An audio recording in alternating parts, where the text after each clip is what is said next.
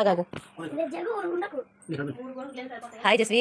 Hi mummy. ఏం చేస్తున్నావు? ఈ రోజు మనం ఎగ్ పచ్చడి చేస్తున్నాము. ఎగ్ పచ్చడా ఎలా ఉంటది? ఫస్ట్ అయితే మనం ఎగ్ బౌల్ కొట్టి ఉప్పు కారం ఇంకా నూనె వేసుకొని బౌల్ చేసుకోవాలి. తర్వాత ఒక బౌల్ లో నీళ్ళు పోసుకొని ఒక గ్యాస్ ఉంటుంది అది పెట్టుకొని అది పెట్టుకొని ఉడకబెట్టుకోవాలి.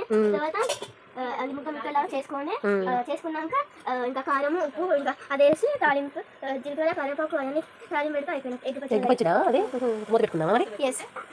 చూద్దాం ఎలా ఉంటుంది తర్వాత.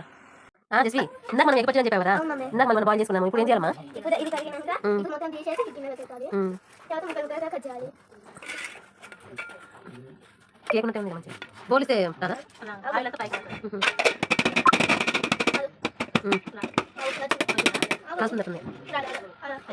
కేక్ ఉంటే ఉంది.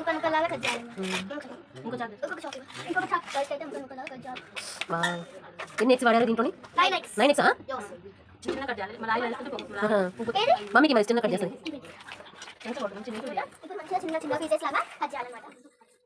ఏం చేస్తున్నారు మీరు? నాకు మనం ఒకటి పెట్టుకుని కట్ చేసుకొని వేసుకోవాలా? ఎగ్ ముక్కలు